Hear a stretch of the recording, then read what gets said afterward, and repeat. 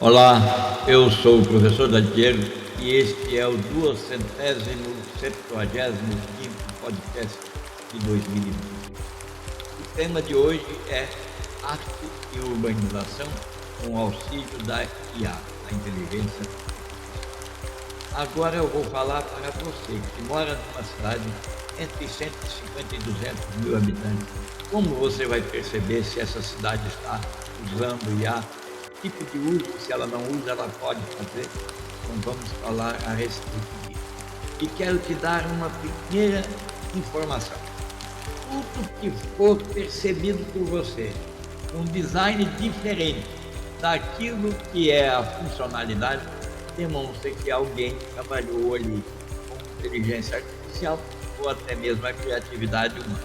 Por exemplo, os postes de luz que têm ou que tenham um desenho artístico diferente daqueles meramente utilitários, demonstra a presença da IA.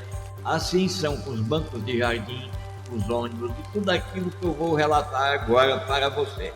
Você vai ficar sabendo como a IA pode ser usada ou se ela está sendo usada na sua cidade.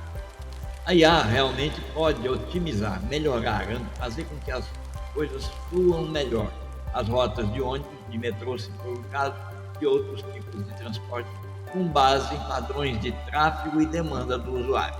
A arte pode ser também incorporada no design dos veículos, nas estações, e isso torna o transporte público eficaz e também um espaço de expressão cultural.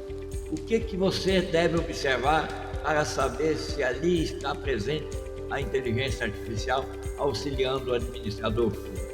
Pense assim, se os horários dos ônibus e dos metrôs parecem, quando você chega no ponto, nossa, cheguei na hora do ônibus, parece altamente adaptado às necessidades dos usuários, e as estações de metrô, por exemplo, exibem uma arte local ou instalações artísticas, isso é um forte indicativo que ali tem a presença da inteligência artificial, ou mantendo, ou criando, ou fazendo aquilo que é necessário para o momento.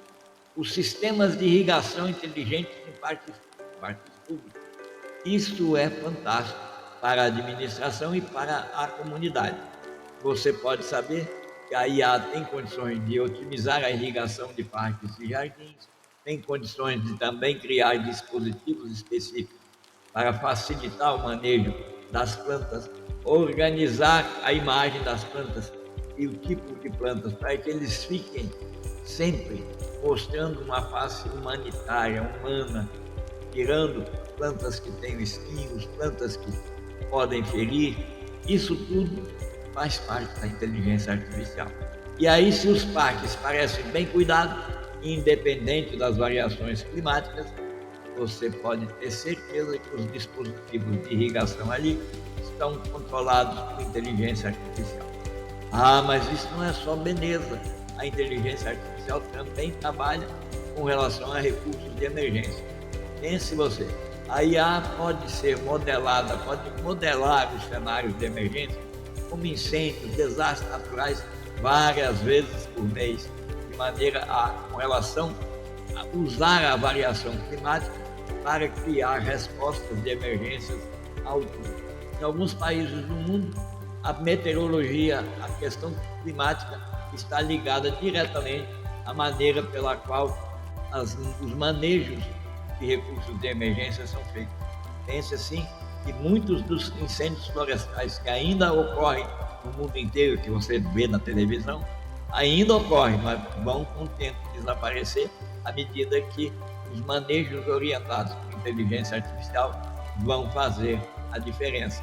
Vão sinalizar, fazer sinalização de emergência projetada especificamente para que a pessoa nunca se aproxime daquelas áreas, e a resposta de emergência será tão boa, tão excepcionalmente boa, que você nem vai perceber.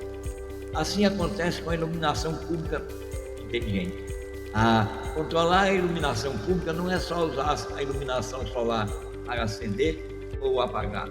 Controlar a iluminação pública tem a ver com o movimento que acontece no terreno, aciona a lâmpada que acende para que você caminhe, eu caminhe com segurança.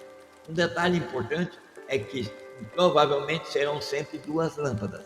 Se você perceber que a luminária da sua rua tem duas lâmpadas, uma deve ou pode ficar apagada e só acender diante de movimento.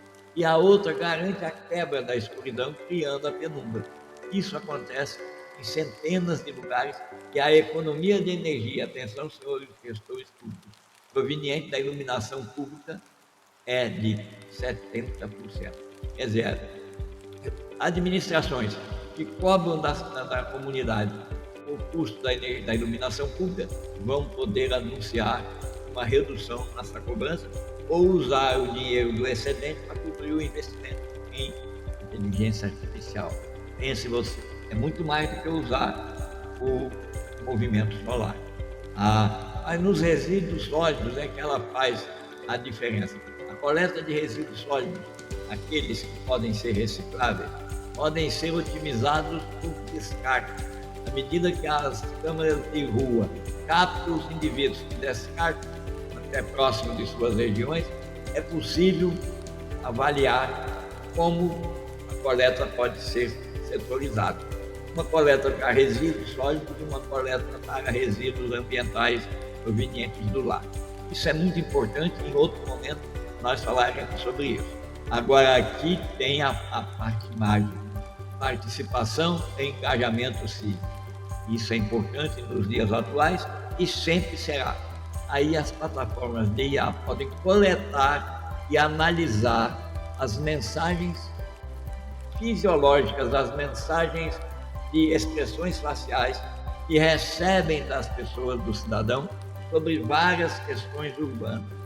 Exemplo, o indivíduo que tropeça numa pedra na calçada, ele tem um semblante, ele emite uma expressão facial. A câmera pega e vai criando um banco de dados sobre isso. E no final pode fazer com que os pontos-chave de desgosto, de tristeza, de abatimento sejam cuidados antes dos outros pontos menos agressivos. Se a cidade tem também uma plataforma para engajamento cívico, com as interfaces artisticamente projetadas e análise de dados robustos, o que quer dizer isso? Se você encontra ali o trânsito na rua, naquele momento, que você confia que a plataforma te oferece informes providenciais sobre clima, sobre ventos, enfim, se você tem isso à sua disposição, é sinal de que a administração pública cuida de você com o uso de inteligência artificial. Jardinagem, já falamos, a identificação de pragas, pense você. Atualmente e a administração pública muitas vezes pulveriza os espaços públicos com detergentes, com inseticidas, baseados na presunção de que ali tem ou não determinados insetos. Mas a inteligência artificial pode fazer isso coletando a imagem dos insetos no momento em que nós não estamos presentes. E ela pode, a cada período, entregar ao gestor público qual tipo de inseto aparece melhor, aparece com mais frequência naquele espaço. E aí sim, identificada a praga, a pulverização será com a contramedida eficaz, sem gastar mais daquilo que é normal, daquilo que seria o ideal.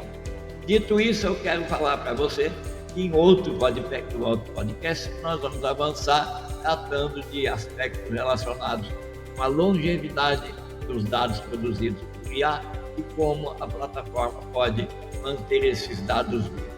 Até o próximo, um abraço.